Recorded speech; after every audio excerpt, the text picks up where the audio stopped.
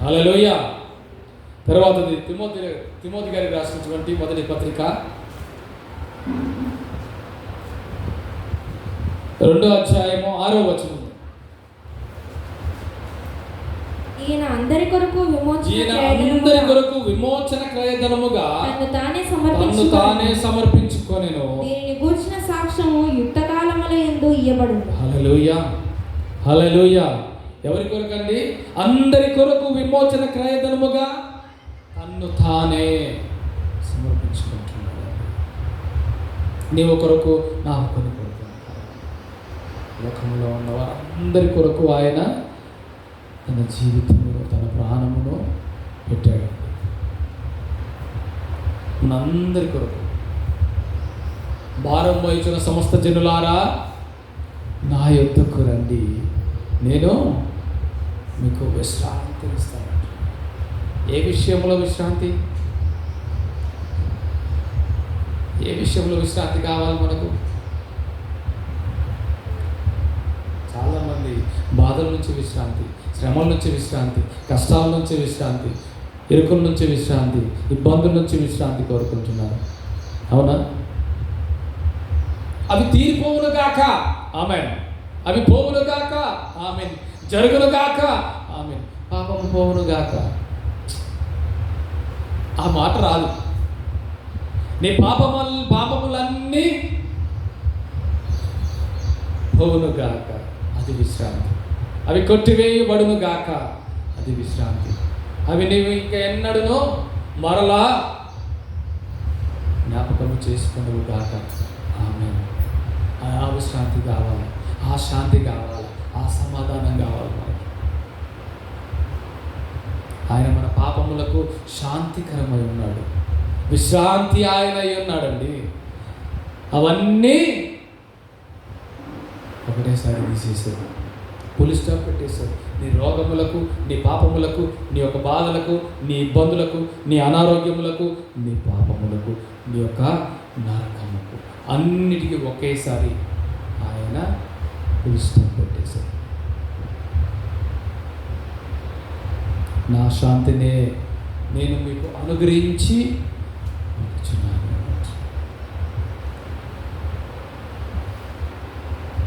మరి ఆయన విశ్రాంతిలో మనం వచ్చాము, ఆయన యొక్క శాంతిని మనం పొందుకున్నాము, ఆయన సమాధానమును పొందుకున్నాము. ఇంకా ఈ పాపమును జ్ఞాపకం చేసుకోకూడదు, ఇంకా పాపం వైపు మనము ఆలోచనలు చేయకూడదండి. హల్లెలూయా, హల్లెలూయా. కాబట్టి మనం ఎలాగా తప్పిపోయిన కుమారుడు తన తండ్రి ఇంటికి వస్తే ఆ తండ్రి ఏ విధముగా విందు చేశాడు, ఏ విధముగా వాడు పశ్చాత్తాపము కలిగి తన తండ్రి ఇంటికి చేరాడో మనం కూడా అటువంటి వారమై ఉండి దేవుని సన్నిధికి చేరుదాం. ఇంకా చాలామంది ఉన్నారండి ఈ లోకానుసారంగా జీవించేవారు. వారి వద్దకు మనం వెళ్ళి, అయ్యా నీ కొరకు నా కొరకు ప్రాణం పెట్టినటువంటి దేవుడు ఉన్నాడయ్యా, నీ కొరకు నా కొరకు ఎదురు చూస్తున్నాడయ్యా అని వారిని దేవుని సన్నిధికి నడిపిస్తే దేవుడు ఎంతో సంతోషిస్తాడు, ఎంతగానో ఆనందపడతాడండి. తప్పిపోయిన కుమారుడు నా యొద్దకు తిరిగి వచ్చాడని. మరి తప్పిపోయిన కుమారులు, తప్పిపోయిన కుమార్తెలు ఈ లోకములో మనందరి చుట్టూ ఎంతోమంది ఉన్నారండి. మరి ఆ ప్రేమ మనల్ని బలవంతం చేయట్లేదు, మనము ప్రకటించే వారముగా ఉండట్లేదు, మనము దేవుణ్ణి వారికి పరిచయం చేసే వారముగా ఉండట్లేదు. ఈ సమయంలో కూడా మనం దేవుని యొక్క ప్రేమను ప్రకటించవచ్చు. గుడ్ ఫ్రైడేని, ఈస్టర్ని, ఈ డేస్ని మనము అవకాశంగా తీసుకునవచ్చు. 1 గంట దేవుని కొరకు కేటాయిస్తే ఎంత బాగుంటుందో తెలుసా అండి. యేసు ప్రభు వారు ఒక్కరి కొరకు వెళ్ళారు సమరయ ప్రాంతానికి. అవునా? ఎవరి కొరకు వెళ్ళారండి? ఆ సమరయ స్త్రీ కోసం వెళ్ళారు.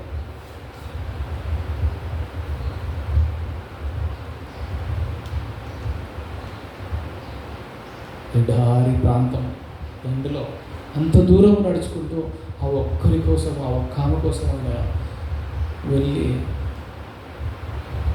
ఆమెకు శాంతిని అనుగ్రహించాడు, సమాధానం అనుగ్రహించాడు.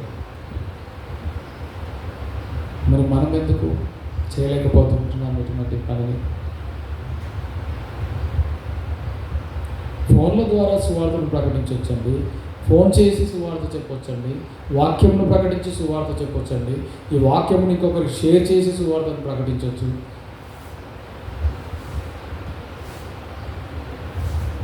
సువార్త చేయడం అని అంటే ఫిజికల్గా గాస్పెల్ చేయడం, పర్సనల్ గాస్పెల్ ఒకటే కాదండి. ఎన్నో రకాలుగా దేవుని సువార్తను మనం ప్రకటించవచ్చు.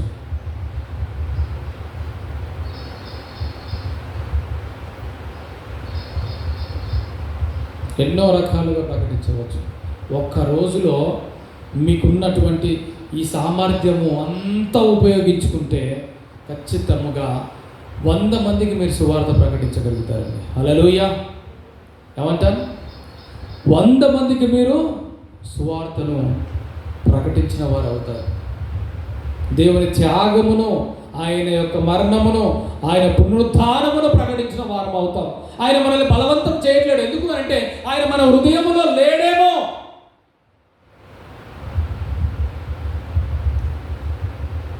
ఆయన కొరకు జీవించలేకపోతాం.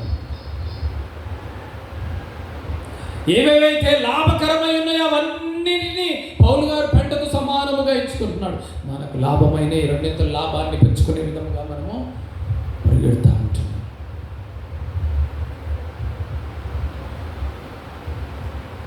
దేవుని సన్నిధిలోకి వచ్చి పెట్టండి. నీకు కొంచెమున్న దాన్ని సమృద్ధి చేస్తాడు. హల్లెలూయా, హల్లెలూయా. దేవుడు ఆశీర్వదించాడా లేదండి? 2 చేపల్ని ఆశీర్వదించాడా? 5 రొట్టెల్ని ఆశీర్వదించాడా? దీవించాడా? ఎంతమందికి పంచాడు? ఎగ్జాంపుల్ చేసి చూపించాడు. మీరు ఏమి తిందుమో, ఏమి తాగుదమో, ఏమి భుజించుదమో అనే విచారములు అన్నిటినీ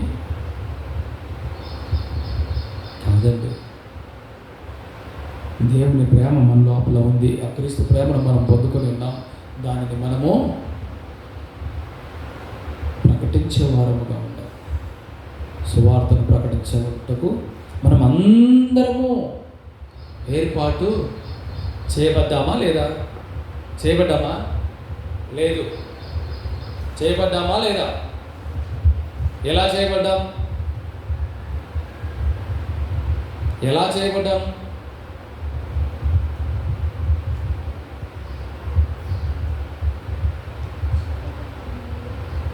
చీకటిలో నుంచి ఆశ్చర్యకరమైన తన వెలుగులోనికి పిలిచిన వాని గుణాతిశయములు. సువార్తమ్మ గారి సాక్ష్యం మనలో ఒకసారి చూడండి మీరు. ఆమె సువార్త చేస్తుంది. ముసలావిడ రోజు ఒక గృహాన్ని దర్శిస్తారంట. ఆమెకు వాక్యం చదవడం రాదంట. మరి ఎలా సువార్త చేస్తాము అని అంటే విన్న వాక్యాన్ని కథల రూపంలో చెప్తుందంట. ఇప్పుడు నేను చెప్పిన వాక్యమునే మీకు అర్థమైన రీతిలో స్టోరీ వైజ్ ఆ అవతలలోకి చెప్తుందంట. ఒక పాట పాడుతుందంట. వాళ్ళ ఇంటికి వెళ్ళి ఈ మాట చెప్తుందంట. ప్రార్థన చేసి వస్తుందంట. ఆమెకంటే పని లేదు, మాకు పని లేదు అనుకుంటున్నారు.